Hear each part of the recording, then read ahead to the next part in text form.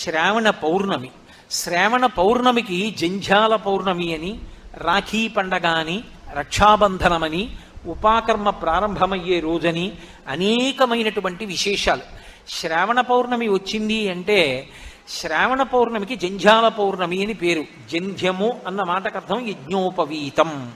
లోకంలో ఎప్పుడైనా ఏదైనా ఒక మంగళప్రదమైనటువంటి వస్తువు ఉందనుకోండి, ఆ వస్తువుకి ఆ శుభప్రదత్వం, ఆ మంగళప్రదత్వం ఎలా వచ్చింది అంటే దానికి ఏదో ఒక కారణం ఉంటుంది. ఆ కారణం చేత అలా మంగళప్రదత్వం వచ్చింది అని చెప్తాం. ఏదో మంగళసూత్రంలో శతమానాలు ఉన్నాయనుకోండి, శతమానాలలో అంత గొప్పతనం ఎలా వచ్చింది అన్నారనుకోండి, అందులో ఎంత బంగారం వెయ్యాలో కూడా శాస్త్రం చెప్పింది. ఎంత బంగారం ఉంటే శతమానములు అమ్మవారి యొక్క ఆవాహనతో అంత గొప్పగా ఉంటాయో శాస్త్రం చెప్పింది.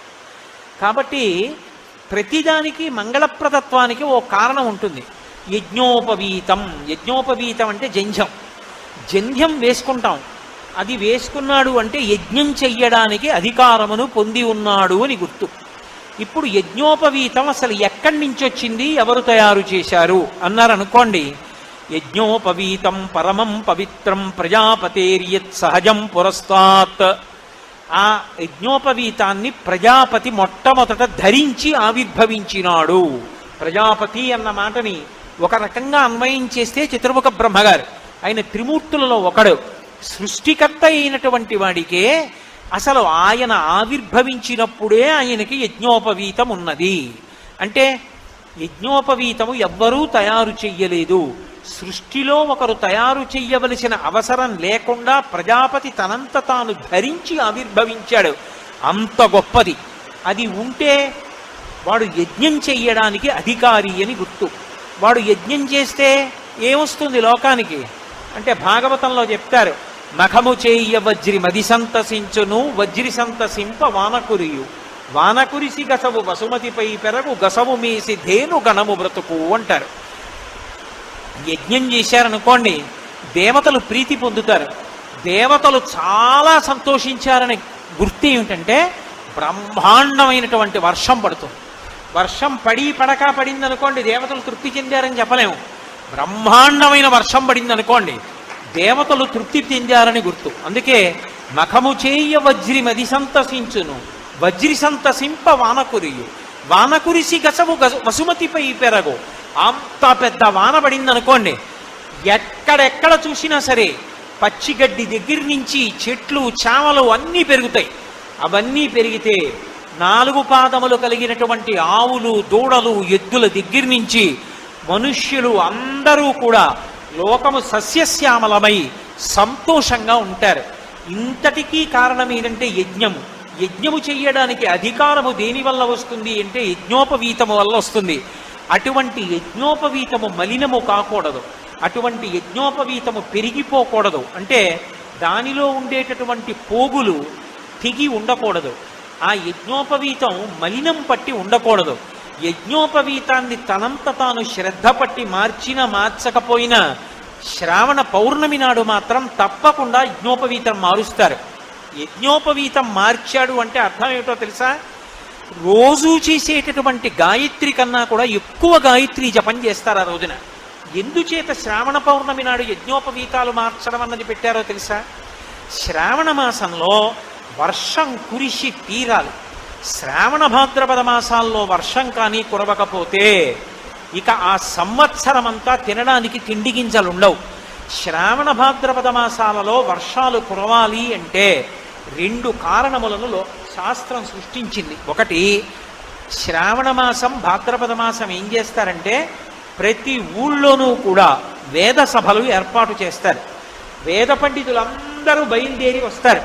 వచ్చి ఆ వేద సభలో పాల్గొని వాళ్ళు వేదం చదువుతారు. వేద గానం ఎక్కడ వినపడుతుందో అక్కడ దేవతలందరూ సంతోషిస్తారు. వేదం అర్థమవ్వక్కర్లేదు, వింటే చాలు. ఆ స్వరంతో వేదమంత్రాలు వినపడితే దేవతలు సంతోషించి వర్షాలు కురిపిస్తారు. ఎలాగో వచ్చారు కాబట్టి వాళ్ళు ఏం చేస్తారు, అలా వెళ్ళిపోతూ అందరిళ్ళకి వస్తారు. వస్తే వాళ్ళు వచ్చారని తలుపేసుకోకూడదు. వాళ్ళు వచ్చి కూర్చుని ఉత్తినే వెళ్ళిపోరు. ఒక్క పన్నం చదువుతామమ్మా అంటారు. సరే చదవండి అంటే ఓ పన్నమో ఓ పనసో చదువుతారు. చదివి ఆశీర్వచనం చేసి పెడతారు. బ్రాహ్మణులు ఊరూరా ఊరూరా తిరిగి వేదాన్ని చదువుతారు, వేద సభలు జరుగుతాయి, దానివల్ల వర్షం. శ్రావణ పౌర్ణమి నాడు ఉపాకర్మ వేదాధ్యయనం ప్రారంభం చేస్తారు. శ్రావణ పౌర్ణమి నాడే యజ్ఞోపవీతాన్ని మార్చి నూతన యజ్ఞోపవీత ధారణ చేసేటప్పుడు గాయత్రీ మంత్రాన్ని 3 రెట్లు చేస్తారు. కనీసంలో కనీసం రోజు 11 మాటలు చేసేవాడు కూడా 33 మాటలు చెయ్యాలి ఆ రోజున. ఎందుకనంటే యజ్ఞోపవీతం తీసి కొత్త ముందు యజ్ఞోపవీతం కొత్తది వేసుకుంటారు, వేసుకున్నప్పుడు చెయ్యాలి. తీసేసి మళ్ళీ పాత యజ్ఞోపవీతాన్ని విడిచిపెట్టేసిన తర్వాత చెయ్యాలి, మళ్ళీ సంధ్యావందనంలో చెయ్యాలి. కాబట్టి రోజు 11 మాటలు చేసేవాడు కూడా 33 మాటలు చేస్తాడు. 3 పూట్ల 1000 మాటలు చేసేవాడు 9000 చేస్తాడు. అంత శ్రద్ధతో చేస్తారు శ్రావణ పౌర్ణమి నాడు. గాయత్రీ మంత్రం విశేషంగా జపం చేయబడుతుంది కాబట్టి గాయత్రి గానము చేసినంత మాత్రం చేత రక్షించేటటువంటి శక్తి కలిగిన మంత్రం. ఆ గాయత్రీ మంత్రం శ్రావణ పౌర్ణమి నాడు విశేషంగా జపం చేయబడినటువంటి కారణము చేత అందరూ కూడా ఆ మంత్రాధిష్టాన దేవత అయినటువంటి గాయత్రీదేవి యొక్క అనుగ్రహంతో అన్ని రకములైనటువంటి ఐశ్వర్యాలని పొంది సకల సంపత్తుల చేత, సౌభాగ్యము చేత, ఆయురారోగ్య ఐశ్వర్యముల చేత ఆనందప్రదమైనటువంటి జీవితాన్ని గడపడానికి కావలసినటువంటి పరమేశ్వర సంబంధమైనటువంటి అనుగ్రహ సంబంధమైన విభూతులను పొందుతారు. ఉపవీతం అన్న మాట ఎక్కడైనా వాడితే దానికి ఒక రహస్యం ఉంటుంది. ఏమిటా రహస్యం అంటే, అది నీ ఒంటి మీద ఉన్నంతసేపట్లో దాని భంగిమని బట్టి నువ్వు ఏ పని చేస్తున్నావో నువ్వు లెక్క పెట్టుకోవచ్చు అని. యథార్థానికి ఒంటి మీద ఉపనయనం చేసుకుని యజ్ఞోపవీతం ఉంటే సరిపోదు. నేను భగవత్ సంబంధమైన పనిలో ఉన్నాను అనుకోండి, నా యజ్ఞోపవీతం ఎడం భుజం మించి ఇలా ఉంటుంది. నేను ఆఫీస్కి వెళ్ళిపోతున్నాను అనుకోండి, ఎడం భుజం మించి ఉండకూడదు ఉత్తరీయం. అప్పుడు దాన్ని తీసి మెడలో మాలగా వేసుకోవాలి. ఒక పుష్పమాల ఎలా వేసుకుంటామో అలా వేసుకోవాలి. పితృకార్యం చేస్తున్నాడు అనుకోండి, తద్దినం పెట్టడం కానీ ధర్మోదకం కానీ విడిచిపెడుతున్నాడు అనుకోండి, యజ్ఞోపవీతాన్ని కుడి భుజం మీద ఉంచుకుని ఎడం వేపుకి వేలాడుతూ ఉండాలి. అందుకే దానికి ఉపవీతం అన్న మాట అందుకొచ్చింది. దాని భంగిమను బట్టి నువ్వు లెక్క పెట్టుకోవచ్చు, ఎంతసేపు ఏ కార్యమునందు నువ్వు మగ్నమై ఉంటున్నావు తెలిసిపోతుంది. నేను ఒక రోజు మొత్తం మీద ఎక్కువసేపు నా యజ్ఞోపవీతం ఇలా ఉందనుకోండి, ఎడం భుజం మించి ఉందనుకోండి, నేను ఎక్కువ దైవ కార్యంలో ఉంటున్నాను అని గుర్తు.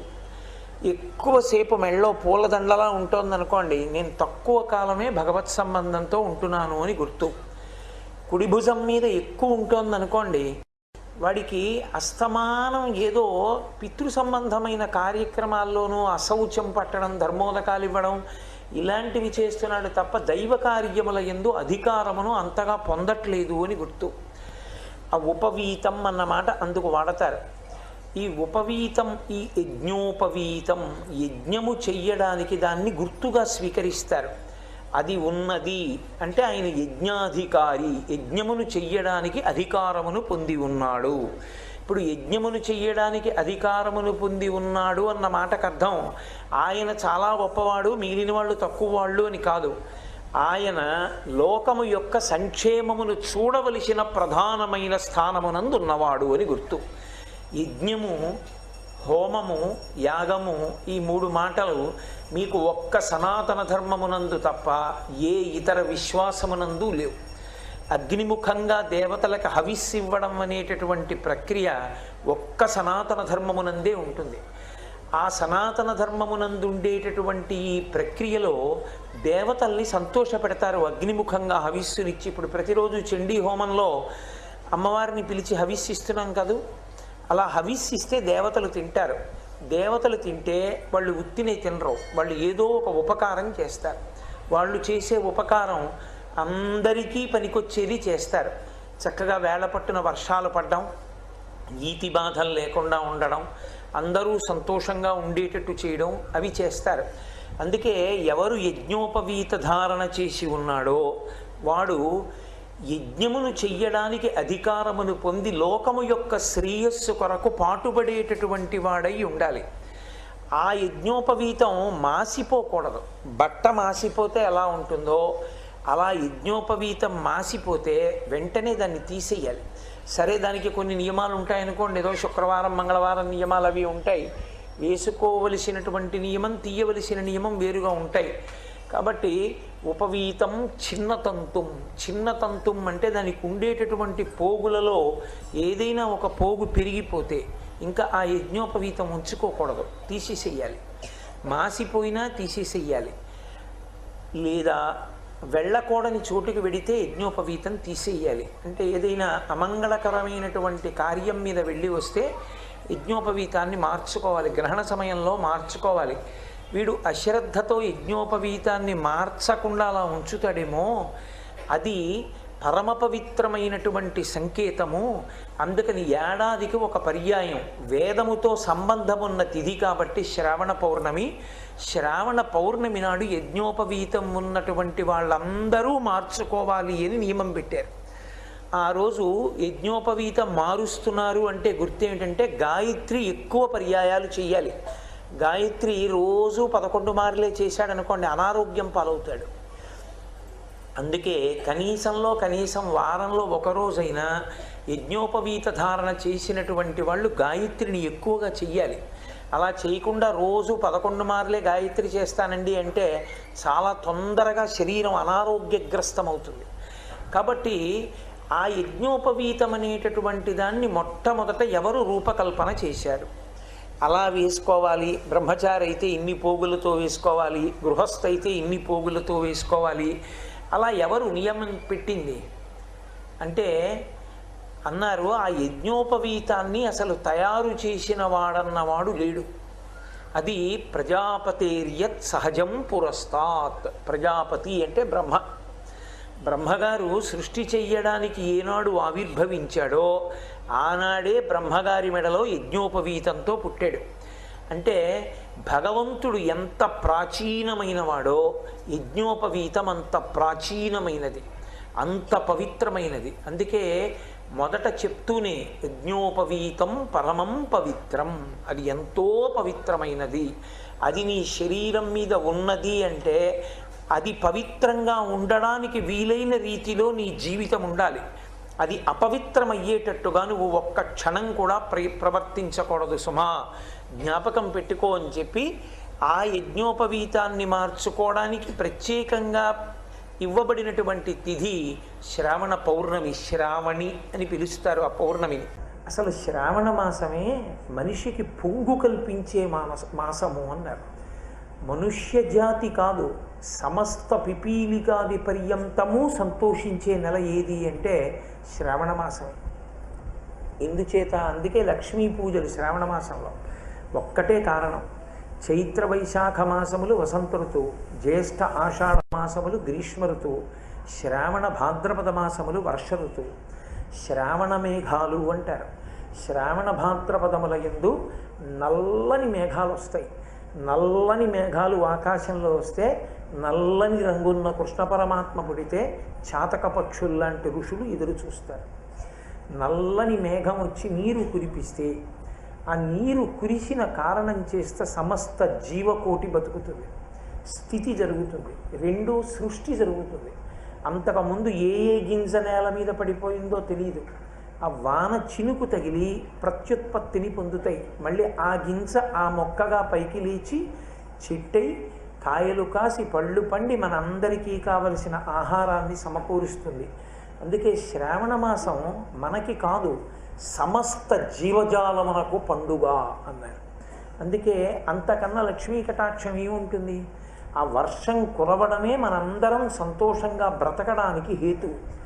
కాబట్టి శ్రావణ మాసంలోకి వచ్చేటప్పటికి లక్ష్మీ పూజ చెయ్యడానికి శ్రావణ మాసంలో పరమశివుణ్ణి విశేషమైనటువంటి ఆరాధన చేస్తారు. చాతుర్మాస్యం ఒక ఊళ్ళో జరుగుతోంది అంటే శ్రావణ మాసంలో సోమవారం నాడు జరిగేటటువంటి శివారాధన చూడడం చాలా గొప్పదిగా చెప్పబడుతుంది. అన్ని వేల మంది బారులు తీరుతారు ఆ తీర్థం కోసం. శ్రావణ సోమవారం అంత గొప్పది. శ్రావణ శనివారం విష్ణు ప్రీతి, శ్రావణ శుక్రవారం లక్ష్మీ ప్రీతి, శ్రావణ మంగళవారం గౌరీ ప్రీతి.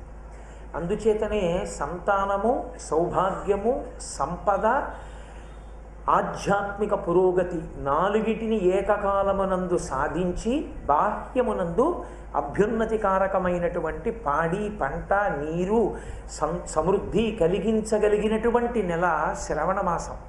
అందుకే శ్రావణ మాసానికి శ్రావణ మేఘానికి శ్రావణి అని ఒక పేరు పెట్టుకుంటూ ఉంటారు. ఆడపిల్లలకి శ్రావణి అని పేరు పెడతారు. శ్రావణి నిజానికి ఋగ్వేద బ్రాహ్మణులు యజుర్వేద బ్రాహ్మణులు 2 వేదాలు చదువుకున్నటువంటి బ్రాహ్మణులు, అంటే 2 కలిపి చదువుకున్న వాళ్ళని కాదు, ఋగ్వేదం చదువుకున్న వాళ్ళు యజుర్వేదం చదువుకున్న వాళ్ళు ఉభయులు కలిసి వైదికంగా చాలా పెద్ద హోమం చేస్తారు. పౌర్ణమి నాడు హోమం చేసి పరమేశ్వరుణ్ణి అర్చన చేసి నీరాజనమిచ్చి బ్రాహ్మణులందరినీ కూడా సంతృప్తిపరుస్తారు. అది లోకమంతా చల్లగా ఉండాలని బ్రాహ్మణులు చేసేటటువంటి క్రియ. అది శ్రావణి, అంటే శ్రావణ పౌర్ణమి నాడు చేస్తారు. ఎందుచేత అంటే శ్రావణ మాసమే అనుగ్రహిస్తుంది కాబట్టి. ఇలా పేరు మీకు ఇంకెక్కడా కనపడదు.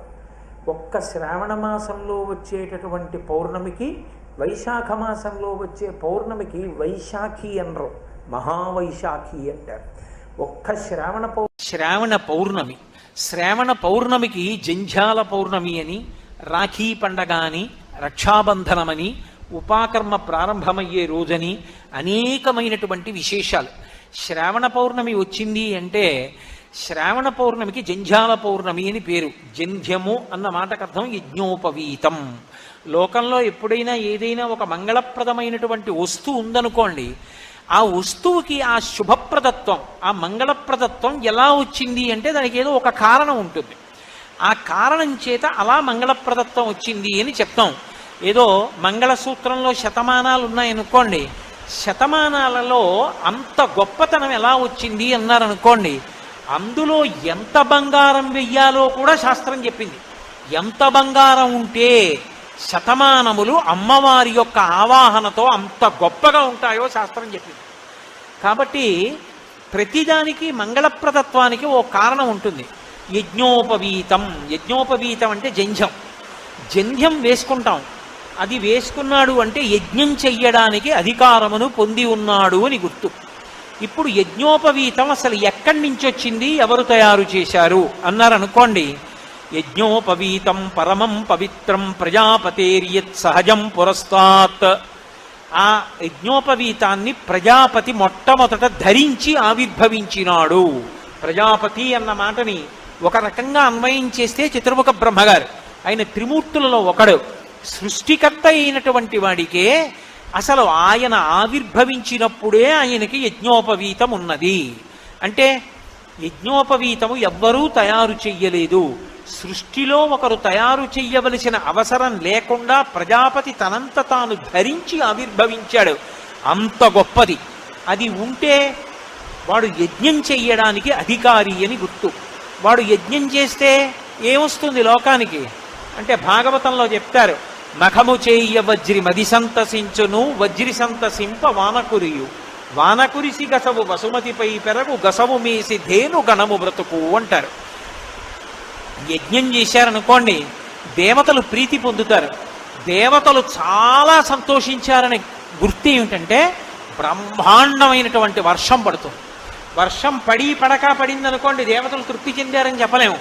బ్రహ్మాండమైన వర్షం పడింది అనుకోండి, దేవతలు తృప్తి చెందారని గుర్తు. అందుకే మఖము చేయ వజ్రి మది సంతసించును, వజ్రి సంతసింప వానకురియు, వానకురిసి గసవు వసుమతిపై పెరగు. అంత పెద్ద వాన పడింది అనుకోండి, ఎక్కడెక్కడ చూసినా సరే పచ్చిగడ్డి దగ్గర నుంచి చెట్లు చామలు అన్నీ పెరుగుతాయి.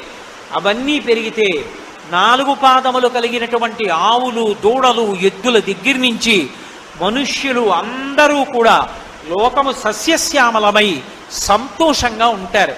ఇంతటికీ కారణం ఏంటంటే యజ్ఞము. యజ్ఞము చెయ్యడానికి అధికారము దేని వల్ల వస్తుంది అంటే యజ్ఞోపవీతము వల్ల వస్తుంది. అటువంటి యజ్ఞోపవీతము మలినము కాకూడదు, అటువంటి యజ్ఞోపవీతము పెరిగిపోకూడదు. అంటే దానిలో ఉండేటటువంటి పోగులు తెగి ఉండకూడదు. ఆ యజ్ఞోపవీతం మలినం పట్టి ఉండకూడదు. యజ్ఞోపవీతాన్ని తనంత తాను శ్రద్ధ పట్టి మార్చినా మార్చకపోయినా శ్రావణ పౌర్ణమి నాడు మాత్రం తప్పకుండా యజ్ఞోపవీతం మారుస్తారు. యజ్ఞోపవీతం మార్చాడు అంటే అర్థం ఏమిటో తెలుసా? రోజు చేసేటటువంటి గాయత్రి కన్నా కూడా ఎక్కువ గాయత్రి జపం చేస్తారు ఆ రోజున. ఎందుచేత శ్రావణ పౌర్ణమి నాడు యజ్ఞోపవీతాలు మార్చడం అన్నది పెట్టారో తెలుసా? శ్రావణ మాసంలో వర్షం కురిసి తీరాలి. శ్రావణ భాద్రపద మాసాల్లో వర్షం కానీ కురవకపోతే ఇక ఆ సంవత్సరం అంతా తినడానికి తిండి గింజలుండవు. శ్రావణ భాద్రపద మాసాలలో వర్షాలు కురవాలి అంటే 2 కారణములను శాస్త్రం సృష్టించింది. ఒకటి, శ్రావణ మాసం భాద్రపద మాసం ఏం చేస్తారంటే ప్రతి ఊళ్ళోనూ కూడా వేద సభలు ఏర్పాటు చేస్తారు. వేద పండితులందరూ బయలుదేరి వస్తారు. వచ్చి ఆ వేద సభలో పాల్గొని వాళ్ళు వేదం చదువుతారు. వేద గానం ఎక్కడ వినపడుతుందో అక్కడ దేవతలందరూ సంతోషిస్తారు. వేదం అర్థమవ్వక్కర్లేదు, వింటే చాలు. ఆ స్వరంతో వేదమంత్రాలు వినపడితే దేవతలు సంతోషించి వర్షాలు కురిపిస్తారు. ఎలాగో వచ్చారు కాబట్టి వాళ్ళు ఏం చేస్తారు, అలా వెళ్ళిపోతూ అందరిళ్ళకి వస్తారు. వస్తే వాళ్ళు వచ్చారని తలుపేసుకోకూడదు. వాళ్ళు వచ్చి కూర్చుని ఉత్తినే వెళ్ళిపోరు. ఒక్క పన్నం చదువుతామమ్మా అంటారు. సరే చదవండి అంటే ఓ పన్నమో ఓ పనసో చదువుతారు. చదివి ఆశీర్వచనం చేసి పెడతారు. బ్రాహ్మణులు ఊరూరా తిరిగి వేదాన్ని చదువుతారు. వేద సభలు జరుగుతాయి. దానివల్ల వర్షం. శ్రావణ పౌర్ణమి నాడు ఉపాకర్మ వేదాధ్యయనం ప్రారంభం చేస్తారు. శ్రావణ పౌర్ణమి నాడే యజ్ఞోపవీతాన్ని మార్చి నూతన యజ్ఞోపవీత ధారణ చేసేటప్పుడు గాయత్రి మంత్రాన్ని 3 రెట్లు చేస్తారు. కనీసంలో కనీసం రోజు 11 మాటలు చేసేవాడు కూడా 33 మాటలు చెయ్యాలి ఆ రోజున. ఎందుకనంటే యజ్ఞోపవీతం తీసి కొత్త ముందు యజ్ఞోపవీతం కొత్తది వేసుకుంటారు. వేసుకున్నప్పుడు చెయ్యాలి. తీసేసి మళ్ళీ పాత యజ్ఞోపవీతాన్ని విడిచిపెట్టేసిన తర్వాత చెయ్యాలి. మళ్ళీ సంధ్యావందనంలో చెయ్యాలి. కాబట్టి రోజు 11 మాటలు చేసేవాడు కూడా 33 మాటలు చేస్తాడు. 3 పూట్ల 1000 మాటలు చేసేవాడు 9000 చేస్తాడు.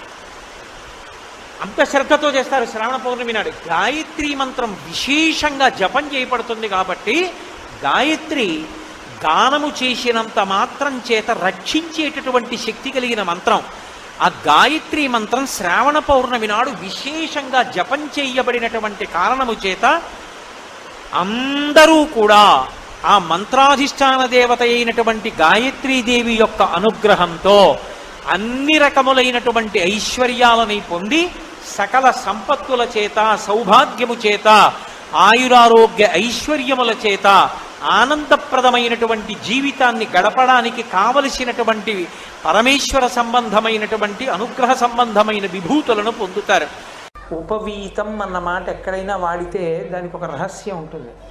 ఏమిటా రహస్యం అంటే అది నీ ఒంటి మీద ఉన్నంతసేపట్లో దాని భంగిమని బట్టి నువ్వు ఏ పని చేస్తున్నావో నువ్వు లెక్క పెట్టుకోవచ్చు అని.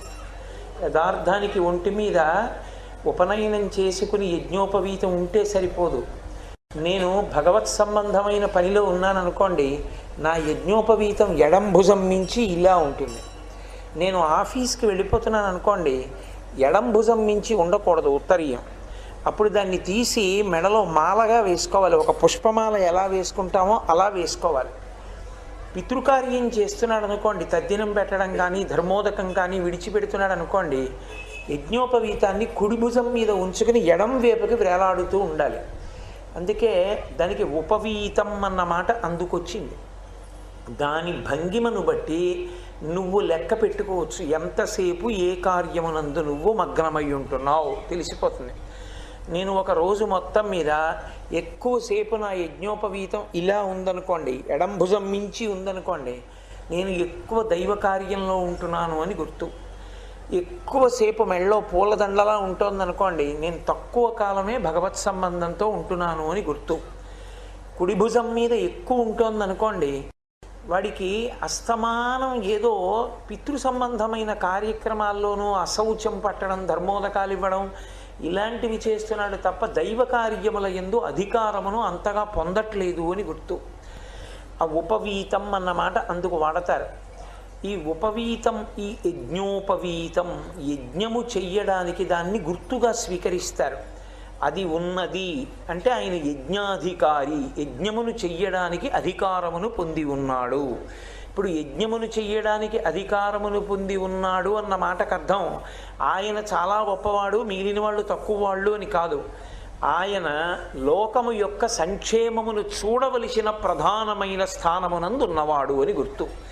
యజ్ఞము, హోమము, యాగము, ఈ 3 మాటలు మీకు ఒక్క సనాతన ధర్మమునందు తప్ప ఏ ఇతర విశ్వాసమునందు లేవు. అగ్నిముఖంగా దేవతలకు హవిస్సు ఇవ్వడం అనేటటువంటి ప్రక్రియ ఒక్క సనాతన ధర్మమునందే ఉంటుంది. ఆ సనాతన ధర్మమునందు ఉండేటటువంటి ఈ ప్రక్రియలో దేవతల్ని సంతోషపెడతారు అగ్నిముఖంగా హవిస్సునిచ్చి. ఇప్పుడు ప్రతిరోజు చండీ హోమంలో అమ్మవారిని పిలిచి హవిస్సిస్తున్నాం కదూ, అలా హవిస్సిస్తే దేవతలు తింటారు. దేవతలు తింటే వాళ్ళు ఉత్తినే తినరు, వాళ్ళు ఏదో ఒక ఉపకారం చేస్తారు. వాళ్ళు చేసే ఉపకారం అందరికీ పనికొచ్చేది చేస్తారు. చక్కగా వేళ పట్టున వర్షాలు పడడం, ఈతి బాధలు లేకుండా ఉండడం, అందరూ సంతోషంగా ఉండేటట్టు చేయడం, అవి చేస్తారు. అందుకే ఎవరు యజ్ఞోపవీత ధారణ చేసి ఉన్నాడో వాడు యజ్ఞమును చెయ్యడానికి అధికారమును పొంది లోకము యొక్క శ్రేయస్సు కొరకు పాటుపడేటటువంటి వాడై ఉండాలి. ఆ యజ్ఞోపవీతం మాసిపోకూడదు. బట్ట మాసిపోతే ఎలా ఉంటుందో అలా యజ్ఞోపవీతం మాసిపోతే వెంటనే దాన్ని తీసేయాలి. సరే, దానికి కొన్ని నియమాలు ఉంటాయనుకోండి, ఏదో శుక్రవారం మంగళవారం నియమాలు అవి ఉంటాయి. వేసుకోవలసినటువంటి నియమం, తీయవలసిన నియమం వేరుగా ఉంటాయి. కాబట్టి ఉపవీతం చిన్నతంతుం, చిన్నతంతుం అంటే దానికి ఉండేటటువంటి పోగులలో ఏదైనా ఒక పోగు పెరిగిపోతే ఇంకా ఆ యజ్ఞోపవీతం ఉంచుకోకూడదు, తీసేసేయాలి. మాసిపోయినా తీసేసేయాలి.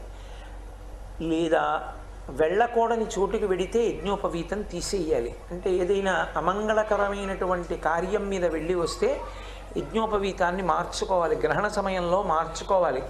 వీడు అశ్రద్ధతో యజ్ఞోపవీతాన్ని మార్చకుండా అలా ఉంచుతాడేమో, అది పరమ పవిత్రమైనటువంటి సంకేతము. అందుకని ఏడాదికి ఒక పర్యాయం వేదముతో సంబంధమున్న తిథి కాబట్టి శ్రావణ పౌర్ణమి. శ్రావణ పౌర్ణమి నాడు యజ్ఞోపవీతం ఉన్నటువంటి వాళ్ళందరూ మార్చుకోవాలి అని నియమం పెట్టారు. ఆ రోజు యజ్ఞోపవీతం మారుస్తున్నారు అంటే గుర్తేమిటంటే గాయత్రి ఎక్కువ పర్యాయాలు చేయాలి. గాయత్రి రోజు 11 మార్లే చేశాడనుకోండి అనారోగ్యం పాలవుతాడు. అందుకే కనీసం వారంలో ఒకరోజైనా యజ్ఞోపవీత ధారణ చేసినటువంటి వాళ్ళు గాయత్రిని ఎక్కువగా చెయ్యాలి. అలా చేయకుండా రోజు 11 మార్లే గాయత్రి చేస్తానండి అంటే చాలా తొందరగా శరీరం అనారోగ్యగ్రస్తం అవుతుంది. కాబట్టి ఆ యజ్ఞోపవీతం అనేటటువంటి దాన్ని మొట్టమొదట ఎవరు రూపకల్పన చేశారు? అలా వేసుకోవాలి, బ్రహ్మచారి అయితే ఇన్ని పోగులతో వేసుకోవాలి, గృహస్థ అయితే ఇన్ని పోగులతో వేసుకోవాలి, అలా ఎవరు నియమం పెట్టింది అంటే అన్నారు ఆ యజ్ఞోపవీతాన్ని అసలు తయారు చేసిన వాడన్నవాడు లేడు. అది ప్రజాపతేర్యత్ సహజం పురస్తాత్. ప్రజాపతి అంటే బ్రహ్మ. బ్రహ్మగారు సృష్టి చెయ్యడానికి ఏనాడు ఆవిర్భవించాడో ఆనాడే బ్రహ్మగారి మెడలో యజ్ఞోపవీతంతో పుట్టాడు. అంటే భగవంతుడు ఎంత ప్రాచీనమైన వాడో యజ్ఞోపవీతం అంత ప్రాచీనమైనది, అంత పవిత్రమైనది. అందుకే మొదట చెప్తూనే యజ్ఞోపవీతం పరమం పవిత్రం, అది ఎంతో పవిత్రమైనది. అది నీ శరీరం మీద ఉన్నది అంటే అది పవిత్రంగా ఉండడానికి వీలైన రీతిలో నీ జీవితం ఉండాలి.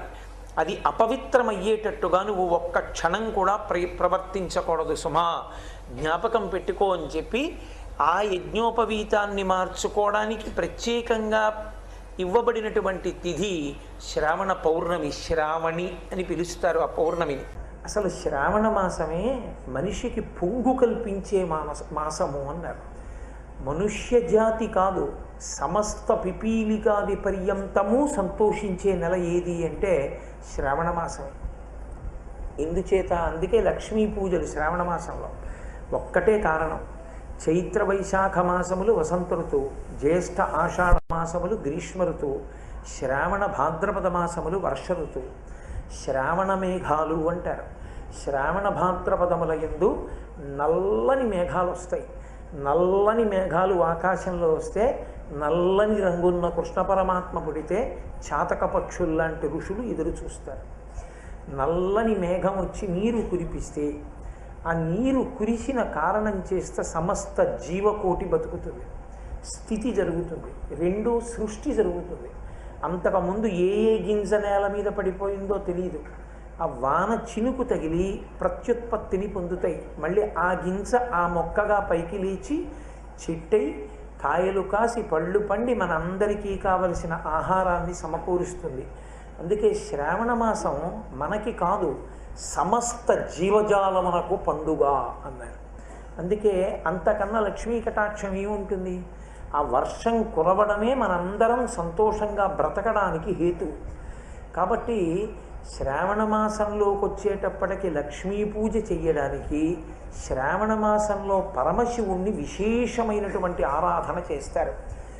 చాతుర్మాస్యం ఒక ఊళ్ళో జరుగుతోంది అంటే శ్రావణ మాసంలో సోమవారం నాడు జరిగేటటువంటి శివారాధన చూడడం చాలా గొప్పదిగా చెప్పబడుతుంది.